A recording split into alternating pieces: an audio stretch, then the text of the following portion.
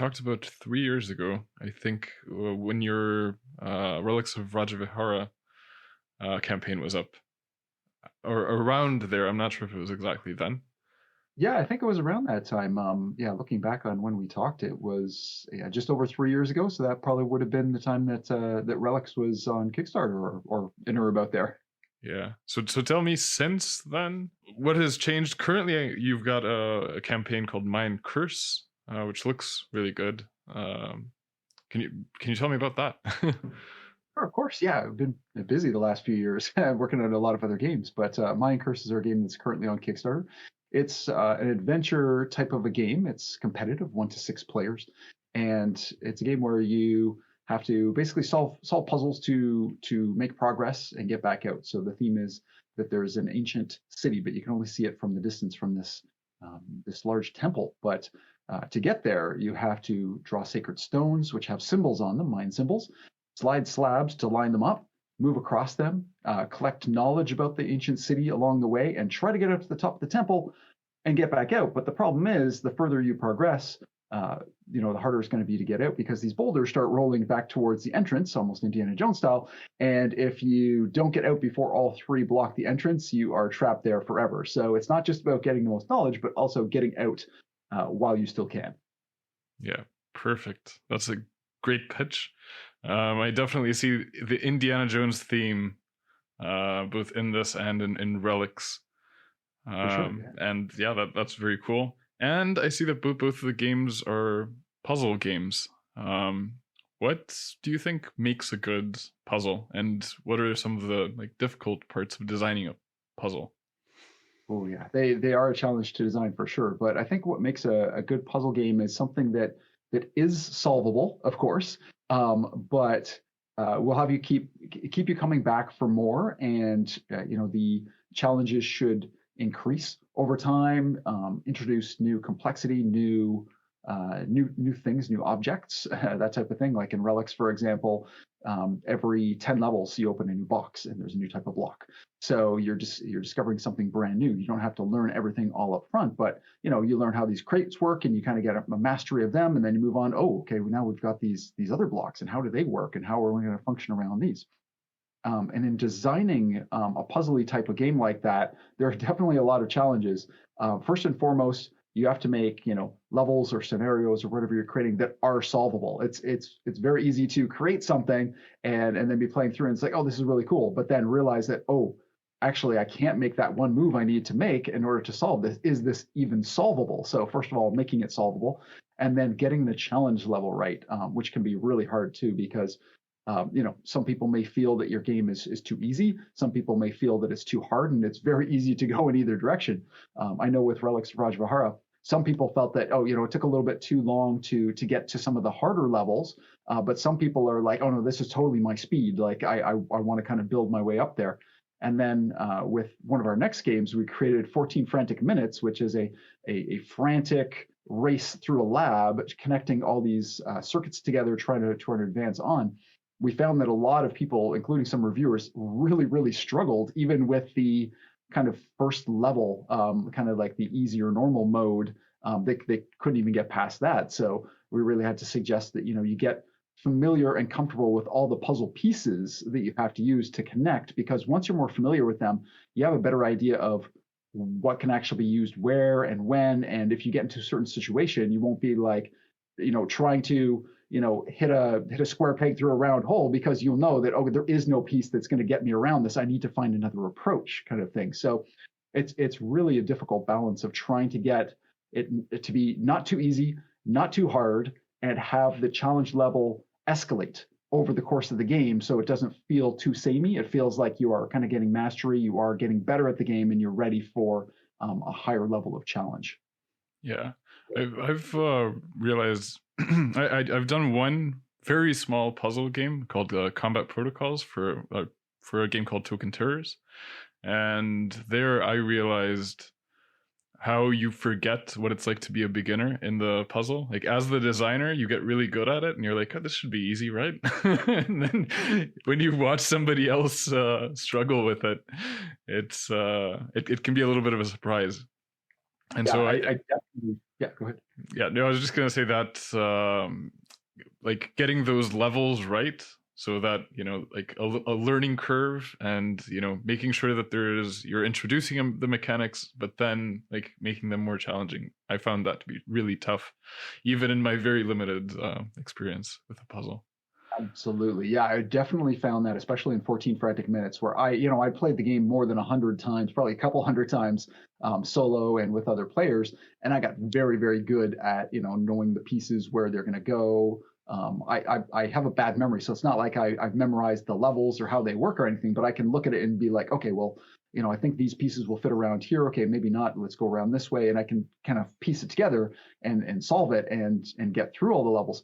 But for a beginner, it's a very, very different experience because everything's all new, especially in a game like that where it's real time and you don't have that much time to think. You don't have the familiarity with it. So that's when it really comes down to just making sure you play test the game with a lot of other people and see what it's like for those people the first time they go through it. Is it too easy? Is it a good introduction? Yeah, it really, you really got to lean into that and make sure you're playing with different people. And then try with people who have played it a little bit before and then say, okay, now is this a good next level of challenge? And if you can get some people to kind of play it through kind of from start to finish or at all different difficulty levels, they can really give you the feel for, yeah, it ramped up nicely, or, oh, it got like way too hard too quickly, or I need more of a challenge. Yeah, yeah. That brings me to something I've quoted you probably hundreds of times. So yeah, I think the last interview was about 3 years ago, so that'd be about once a week, and I think that's that's correct. As I think you said that games are made by a community, so like they're a community process. And I'm almost certain that you said that. If not, every time I've quoted you, I have said that's what Joe Slack said on my podcast. But I think that is super important, and it's something that really stayed with me from the last time we talked, and I've come to find more and more true um, as time goes on. Absolutely. Yeah, I definitely would wholeheartedly agree with that. I'm sure I have said that because I know I have said that at other points in the past. So yeah, I mean, you can't make a game on your own. It's just not going to turn out that great. It might be okay. It might be something you enjoy, but until you get that feedback from everybody around in your community, that's what's going to really make your game great. Yeah. Can you tell me about how you go about playtesting your game and um, how you develop your game? Sure. So usually I just start out by myself. I've got an idea. I want to see how this works, and I try to make the most minimum viable prototype. So with something like Relics of Rajavihara, it was just getting some dollar store blocks and making a very quick grid and a couple meeples. Start moving things around and kind of seeing how it works, seeing if there's something fun there, what can be improved, what really needs to go. And then I want to make sure it's actually functioning when I'm playing myself before I really show it to anybody else at the very least. And then if it's something I'm going to be working on with a co-designer, I might show it to them and get their feedback on it, see where we can go from there. Or if it's something I'm just working on my own, take it to a game design group, or maybe play it with my wife or some friends, something like that, just to get some early feel for if it's going in the right direction, what can be improved, what can be made better, and then it just really becomes an iterative process from there. Whether I'm playtesting it online or playtesting it in person, just putting it in front of different groups, trying something out, getting their feedback, and then finding okay that part's not working. Okay, let's try taking that out. Sometimes changing things on the fly, especially if you have people who are really comfortable with that, like other designers and people who playtest a lot. They might be totally fine with just saying, oh yeah, like let's cut this part out here, or okay, we're going to get rid of that card because it's way too powerful. I'll give you something else, or change resources. But sometimes it's just a matter of kind of seeing how things are going and then realizing, okay, there's some issues here, and then going back to the drawing board and making some tweaks, trying some different things, playing with another group, and just seeing if it's moving forward or not. And as long as it's moving forward, you're doing great. Sometimes you have to take something out, you wind up putting it back in, or going in another direction. But what I try to do is really always try to stick to my vision for a game. So right when I start off an idea, I usually have a feeling that I want players to have, whether it's going to be like an intense kind of thing or just kind of a relaxed thing. If I want players to really work together, what it is I really want players to experience, and that really drives my decisions, because you can get a lot of feedback from people saying like, oh, I want more attacking, I want more resources, I want more of this. You have to kind of dive a little deeper and say, well, why is that? Is it because you don't feel like you have enough stuff in the game? There's not enough things to do. You want to do more combos, whatever it is. And then see how that aligns with my vision, because you can definitely go down so many different rabbit holes. You can go in 10 different directions, but are they in line with what you want for your game, what you want the players to experience? If they're not, then they may be a really great idea, but maybe it's a totally different game. So you want to really stick to kind of what your vision is for your game, unless that game is just completely not working and you just decide, I want to try this other thing, and maybe it makes the game better. But generally, you want to have a vision you're sticking towards, and then the mechanics, the theme, the name, all those other things can change as long as you're kind of going for that same experience. Yeah, that's something. Like with me, I've found lots of times that vision becomes more apparent as I playtest, and like it's not in the beginning. Maybe I know something very small, about the game. Like maybe I have a theme or something like that, and I'll base it maybe on some mechanics that I want. Or very often, what I'll do is I'll have this game meets that game, and then kind of try and put them together, and then see how that works, and then that'll become its own thing. But I find that I don't usually have a super clear vision in the beginning. Do you think that is it for you just following a very specific vision, or does it become clearer as you go on? I think it can depend. I think in a lot of cases, I have an idea for what I want players to experience and feel. So I can kind of just stick with that. But some other games, I may just have a mechanic. I may just have a theme, and I'm trying to layer things on to try to make it a more fully fleshed out game. So I may not know immediately what that vision is, but maybe as I'm playing it through, I'm getting kind of a feeling. I'm like, okay, this is like really puzzly. Like I'm gonna see like people feel like really clever if they can figure this out, or maybe, oh, this is like really like tense. And this is like a tense experience that I want players to have. And sometimes it just kind of comes out in those, early play tests, trying things out, seeing what mechanics and theme really mesh together. And then you get the feeling for that. So it's not always necessarily like right off the bat, I know exactly what I want to do with it, but it comes together, and that becomes the focus after I've got, the initial things kind of worked out. Yeah. It's like, or for me, it's looking for like where's the fun in the game, and I think that's really useful. Like when you find the fun thing, then double down on it and like make everything work around it. Absolutely. Yeah. Can you tell me a little bit about because you're publishing your own games now, right? Yeah, I do. I take kind of a hybrid approach. So I publish about one game a year under my own brand under Crazy Like a Box. And then there are other games that I make as well that I feel are maybe a better fit for another publisher. Because doing this full time, you come up with lots of game ideas, and it's more than I could ever produce. And sometimes if it's like a party game or maybe like a Euro game, it doesn't really fit with the other games that I'm doing. So I also do pitch to other publishers as well, and have a number of games signed and published with other publishers. Mm-hmm. Yeah. Can you tell me what the challenges of publishing a game are, or what you've learned in, I think this is your fourth Kickstarter, is that right? Fourth successful one, fifth Yes. overall. So I've had 4 successes and 1 learning experience, we'll say. So learned a ton over that time. I think one of the big things I learned from my first one was I already knew that it was really important to have an audience, to have people there that were interested in your game, but I didn't realize like to what extent you really, really need that. Like you can't rely on friends and family and a few people that have played your game here or there. Like you really, really need to build up your audience, find people who will be interested in your game, because otherwise you're going on there and you're competing against thousands of other games and just hoping that some people will see it.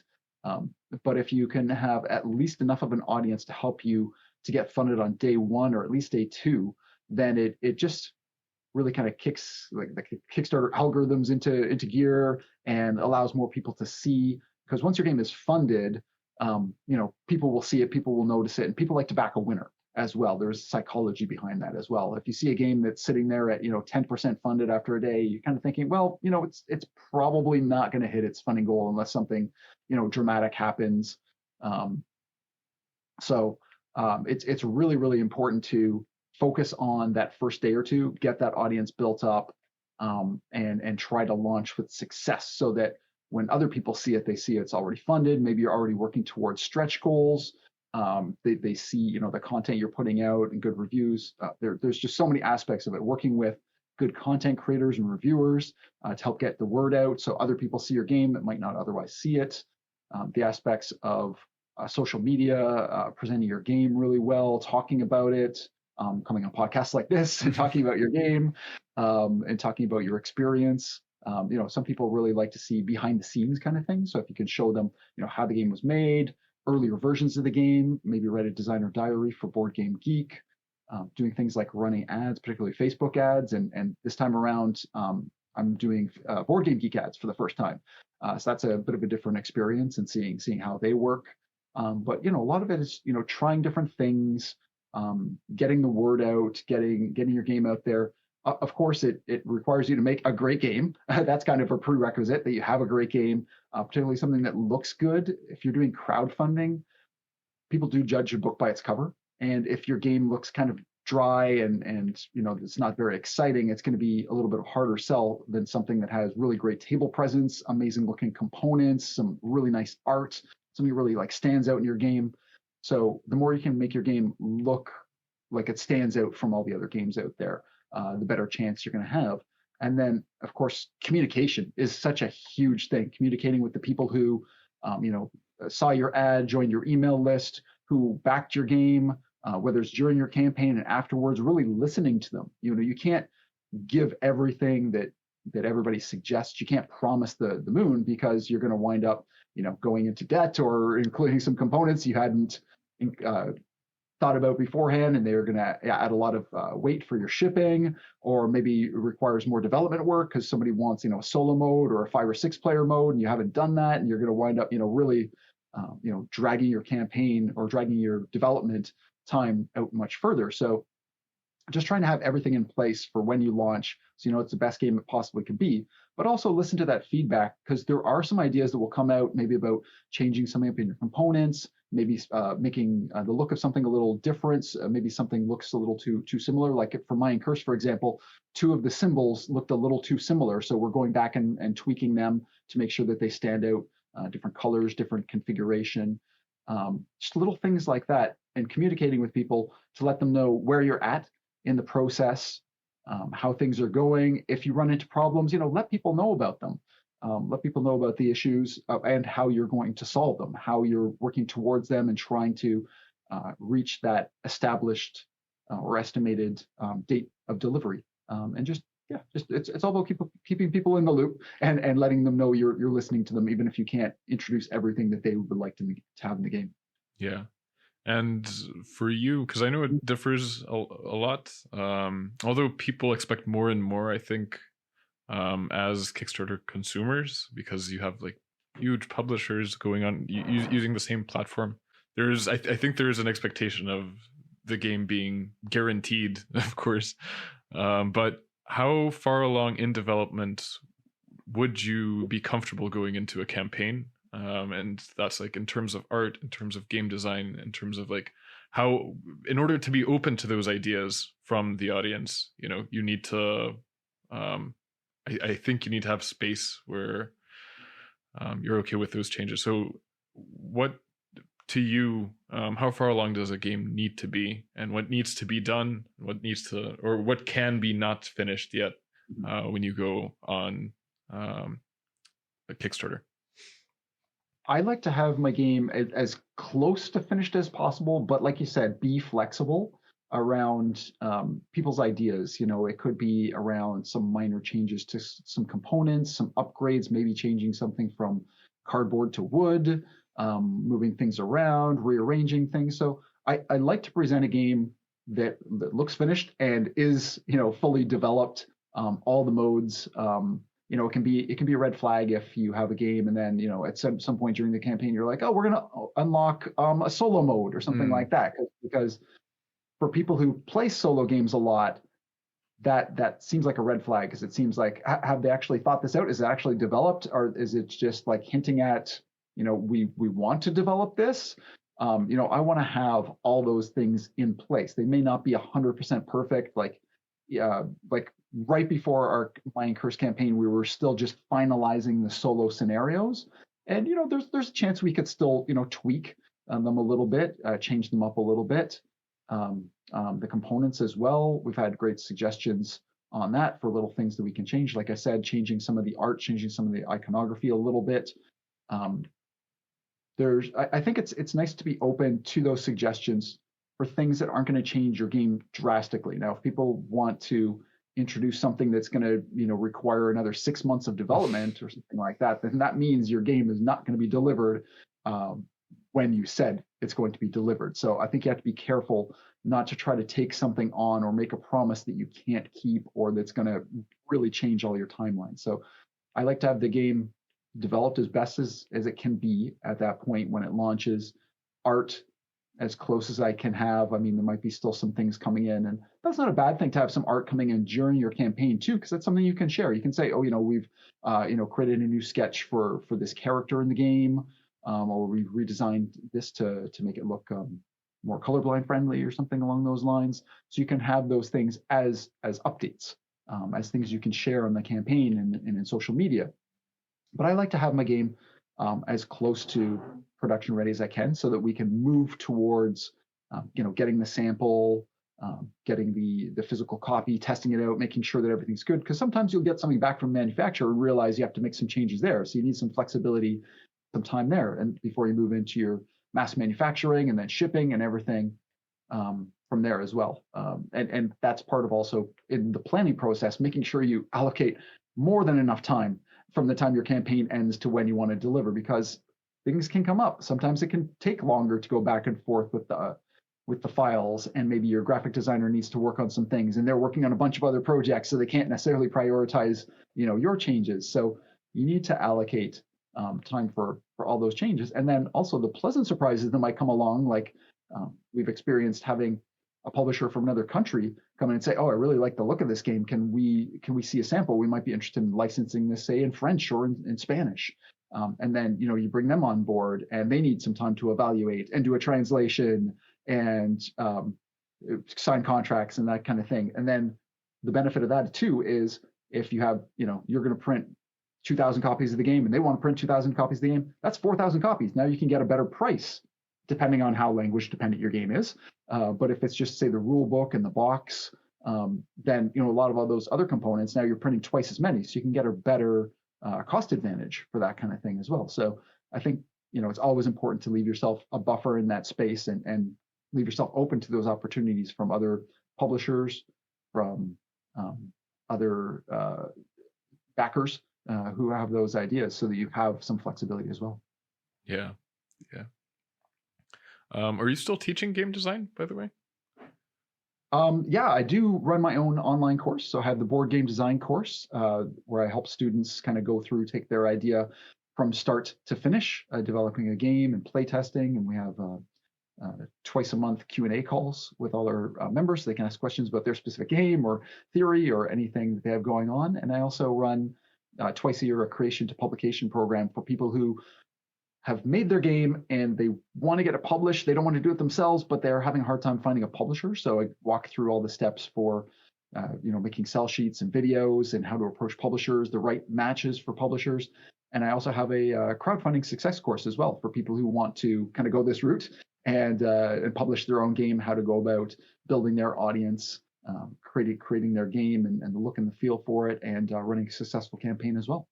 Yeah. Well, you're very busy. Yeah, never a slow time. Yeah. In teaching game design, what are some practical things that people can do? I think the first thing, like I've already alluded to, is to make their first minimum viable prototype really quickly. I think that's one of the key things, because so many people have, an idea for something, whether it's a game or a song, whatever it is that they're working on. But if you don't actually, put it on paper, try it out in front of yourself, you're just thinking about it. You're not actually creating anything. So I think that's like the really, really key step, is to make a minimum viable prototype. You don't have to make everything. You don't have to make, 300 cards and all these recessed player boards and everything. Just, get some components from other games, mock something up really quickly, try it out, just see how it works. And then you can make tweaks and revisions and go from there. And like I was saying, once you get kind of an idea for what your game is going to be, where you're going to go with it, have that vision, because that's going to really help, guide you through those decisions. Because you're going to get some people saying, oh, I want more attacking, and some people say, I want less attacking. Like, which direction do you then go? Well, if you can always go back to your vision, it's like, what does the vision say for the game? And then you always have a path you can go down, which makes it a lot easier, because you can, like I said, you can go in 10 different directions, but you want to know which direction is the most likely path to the success of your game being really fun and an engaging experience. And then just getting it out in front of other people, not just your friends and family, but people who don't know you, people who will have unbiased feedback for you, who will be very honest and will tell you what's terrible about your game, what they really like about your game, how it needs to be changed, and develop that thick skin, so you can sit back and say, okay, thank you so much for your feedback. You don't necessarily have to take every piece of advice or every suggestion to change your game, but listen to what they're saying. And especially if you're hearing something over and over and over again. It's one thing if it's a one-off thing, in 100 playtests, one person mentions something, maybe that's just what they're looking for in the game. But if it's something coming up over and over again, the turns are taking too long, these combos aren't working, there's something unbalanced here, this card's overpowered, whatever it is, you have to listen to that, because you're hearing it over and over again. It's not just one opinion, it's an actual issue with the game. So be willing to take that feedback, to listen to those things, make those changes, even if it was a really core thing of your game. Sometimes that core idea has to go. And sometimes just testing it without that one piece, and realizing that the game plays just as well, or maybe even better without that piece, maybe that's something for another game. And being okay with that, and being able to move on, because you want your game to be the best it can be, and you don't want any of those things holding it back. Yeah, for sure. That's happened to me. It happened to me very recently, where I kept getting a comment about a specific part of the game being not thematic, but one of my core principles for that game was to keep it as simple as possible, and I felt that ignoring theme in that case was keeping it simple. And that's actually something that I'm still dealing with. I haven't quite solved in that case, but it's definitely, when you hear something multiple times, you need to think about addressing it, or how you're going to address it. Or if you choose not to address it, you should have some, strong reasons. Yeah, and it's a tough thing. Like, I've definitely been in that position where I've heard something a few times and I'm like, but I really like that thing, or I thought that was really cool, but no, it's holding something back. So let's try it without, and let's see, where it goes. And if it makes it a better game, then yeah, maybe that needs to go. As much as you want to hold on to that thing, and you think that one thing is really, really important to it, maybe it's not as important as you think, because the players are telling you that that's not what is making the game for them. That's not the key experience, that fun moment for them. Yeah, for sure. You mentioned that what you do with your students is you have them make a game from beginning to finish, and I find that that's something that so many people struggle with, is making a finished game. And for me as well, maybe I'd say maybe about 30% of the games that I've started, I have finished, either published, or I've either decided this is not going to, this is the final stage of the game. And how important is that, and how do you get to a finished state, and when can you call something finished? Yeah, and it's tough, because like you're saying, every game doesn't need to get finished. There are plenty of games that I've started and realized it's not that much fun, and it might have 5 or 10 other games on the go, and I have to decide, which one am I going to focus the time on. And if this game's just not going anywhere, it's just going to take some time, I'm totally fine with just putting that on the shelf. Maybe an idea will come to me later. Maybe it never will. Maybe it's not meant to be. So I think you also have to be comfortable putting something on the shelf and saying that, this isn't as good as something else I'm working on, or it's just not functioning. Maybe there's something there, but you can't just keep hitting your head against the wall trying to fix it. Sometimes you have to set it aside. But I do always encourage new designers to take a game from start to finish, because it's so easy to come up with another idea and this new shiny thing, and then start working on that, and then you'll get another new shiny thing. And so before you know it, you have 10 games that are 10% done, whereas you could have one game brought from start to finish. And it's really hard because ideas are great, and once you start designing games, you're just going to keep having more and more and more ideas. So I really encourage people to say, that's great, you have a new idea, write down all the details for it so you can come back to that later.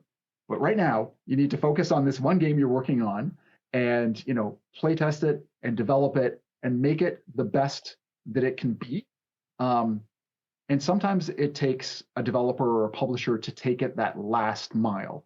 And that's totally fine, because if you've been working on your game for 6 months, a year, 2 years, you're going to get to a point where you're like, I can't personally make this any better. This is the best game that I can make out of this. And be okay with that, because maybe you're going to find a publisher you can hand this off to that's like, yeah, this game's almost there, and they will do that final development work for you. But I think there's just so much power and so much feeling that you get from being able to take a game to completion as far as you can make it and say, you know what, I made a game. Not just I had an idea, I made something, but I actually made and finished a game. Because then you can move on and say, okay, I've developed some chops, I've got some experience, I know some things that work and some things that don't work. Then you can move on to that next game. Go back to that list that you've had for all these other ideas, and go work on the next one that you're most excited about and start to work on it. And at that point, then, if you have a little more time and you're working on games a little bit faster, then you can have a second and a third game you're working on. And that's a really great thing to have as well when you get past that first game. I always love to say, get that first game under your belt, even if it doesn't get published, even if it doesn't go anywhere, but just to say you've taken it from start to finish. Then you've got all these other games you're working on. You could have one at kind of an early idea stage where it's really exciting because you're trying all these new things. Then you got one that's a little bit further along and you're able to take it to playtesting sessions. And then maybe one that's further along that you're kind of closing in on the end stage, because you can bounce around between those. So if you're stuck on one thing, maybe you don't have another playtest night for another week. Well, you can work on this other aspect. You can work on the rule book for the the game that's almost complete, or you can work on this other idea. So you kind of bounce back and forth, and also learn from those experiences, because often you'll be like, oh, I remember I had this problem in this other game, or as you're playtesting other people's game, I saw that they had this exact same issue and they solved it this way.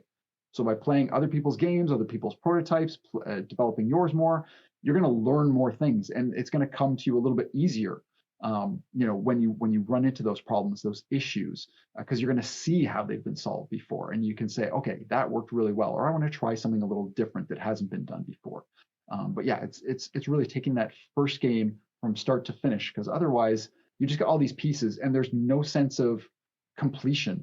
There's no sense of that you've actually accomplished anything. You've done little bits and pieces of things, and if you get into that habit of doing that, you probably will never finish a game, and you might get frustrated by the fact that you don't have any finished games. You have nothing you can present to a publisher, nothing you can crowdfund, because everything's at a 10 or 20% development stage.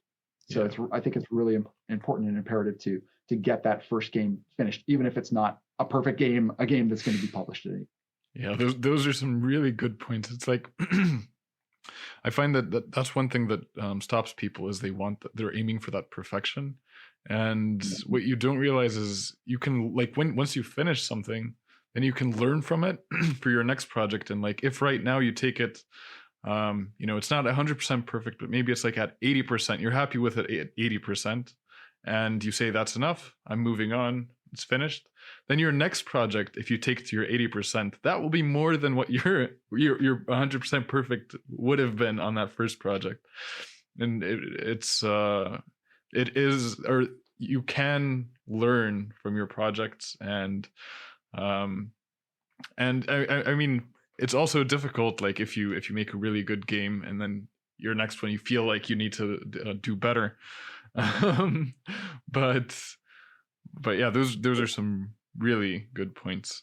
Um, and for me, something that makes things a lot easier is co-designing.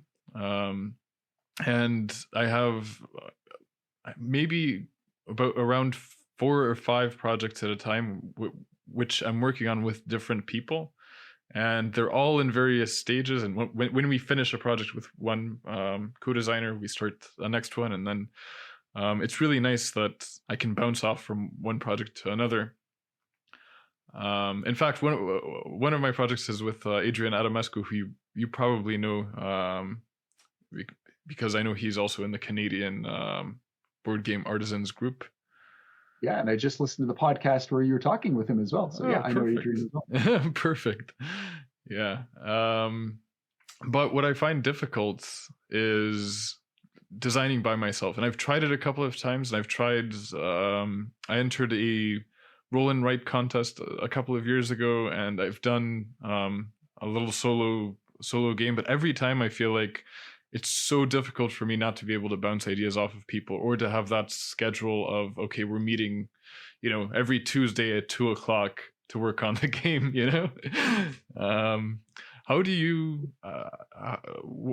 do you keep a schedule and keep working on games? And I don't know, for me it seems so difficult to do it by yourself.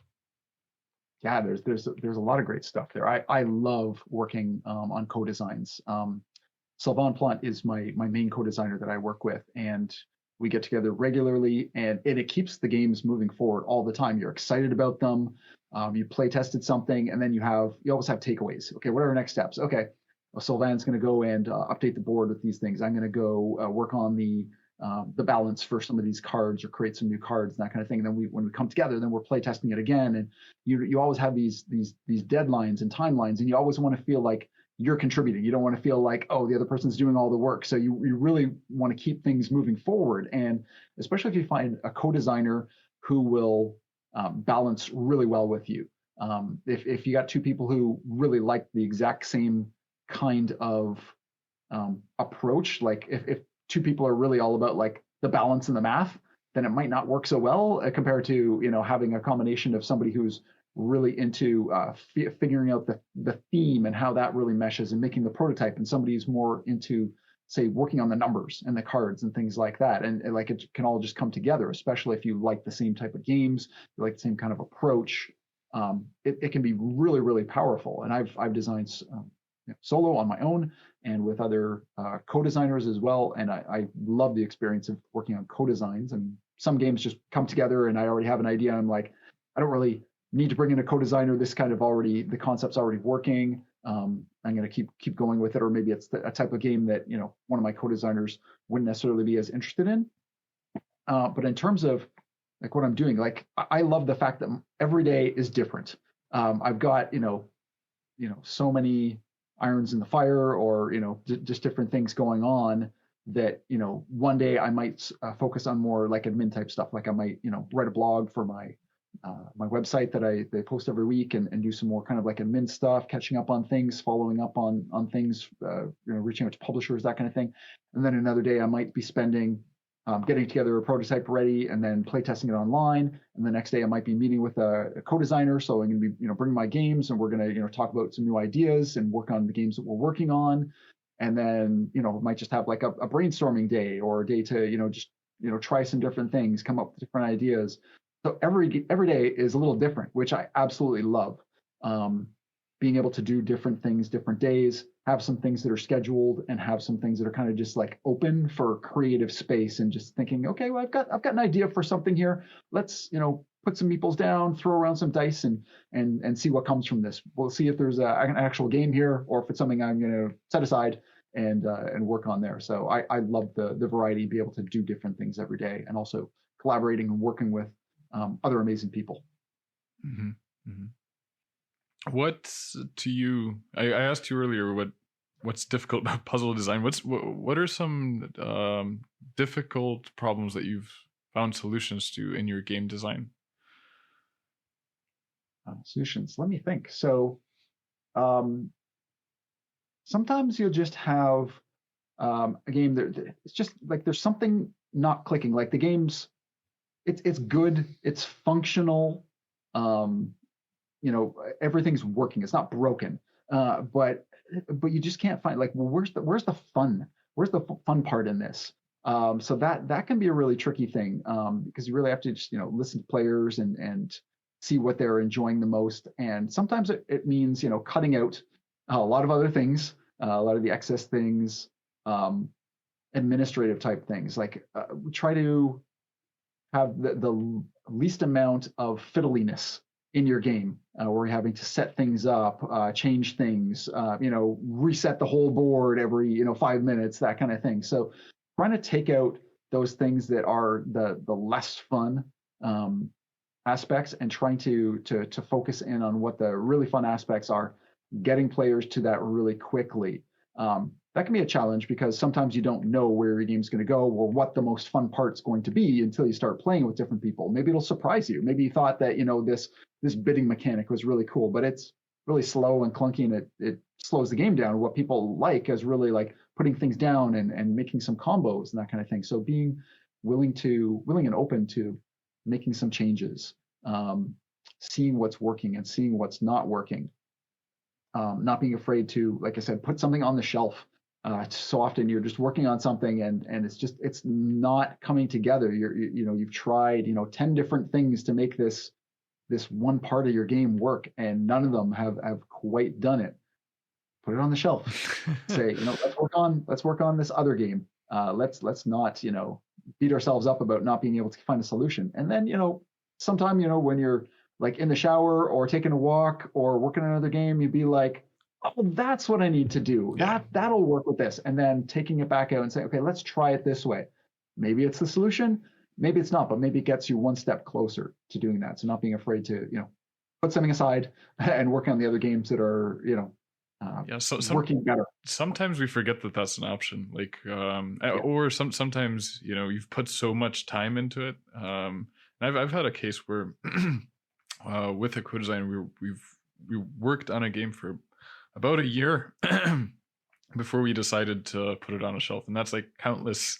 I mean, it's a lot of hours that we put into it. A couple of days a week, and in the end, we've shelved it. We might take it back at some point.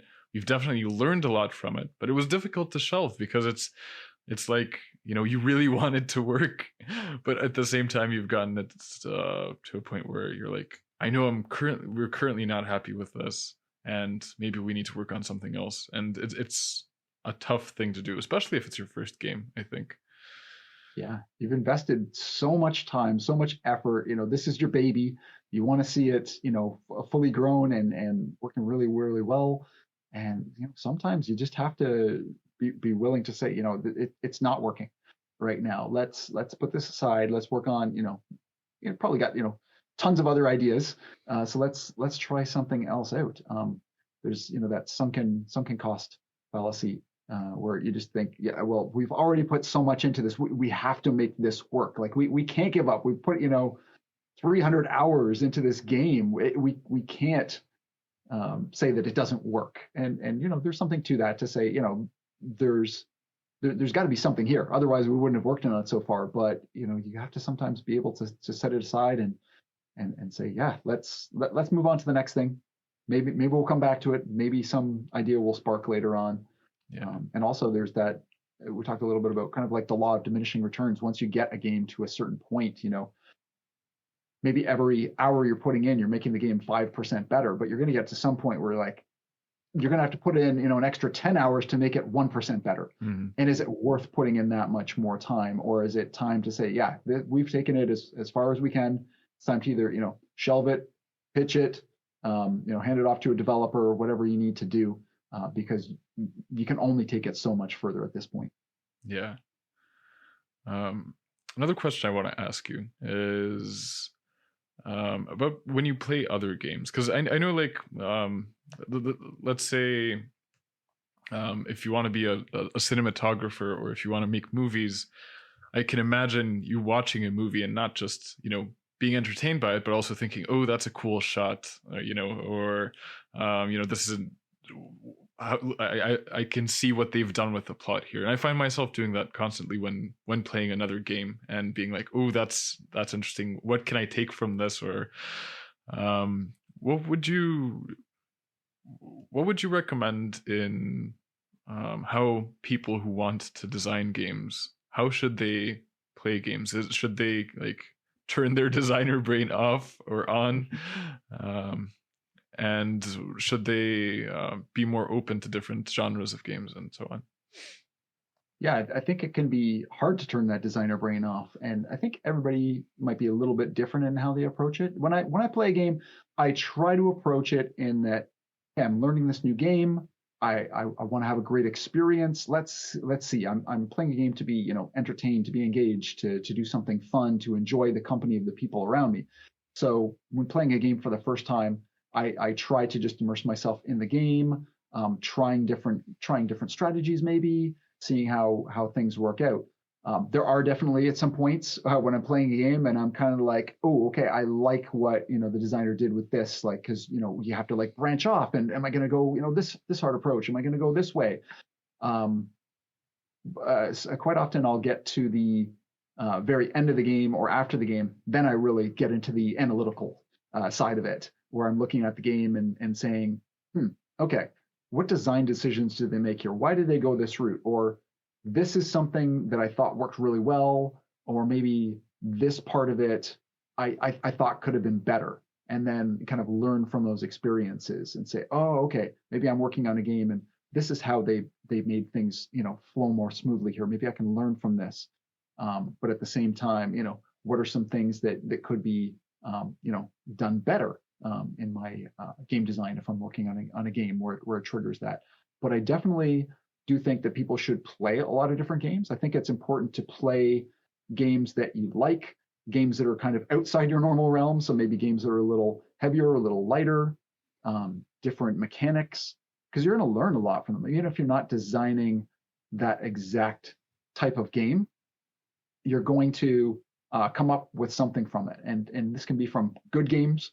You can also learn from bad games. You can learn, to avoid things like ending the game too abruptly, or having a player lose their turn or go back to start or lose all their progress. How that feels, and you don't want to implement that into your game as well. So you can learn a lot from both good and kind of quote unquote bad games, or games that are maybe not quite as modern.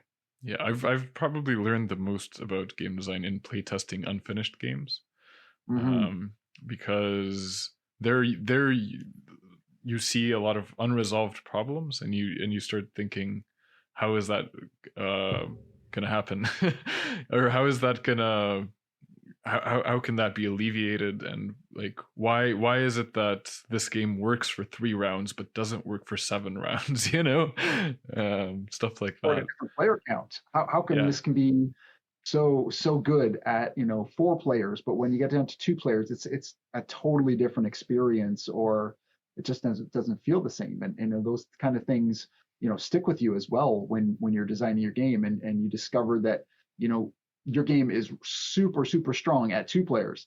You can play it at 3 or 4 players, but it's not nearly as good. So do you really hone in and say this is a 2-player game, this is where it shines? Because you don't want to give people that experience of, yeah, you can play it at these other player counts or in this manner, but it's really not as good as of an experience. Yeah. But then also, you've got some really creative decisions around that. Like one thing I really like, I love the game Dune Imperium. I think it's a fantastic game.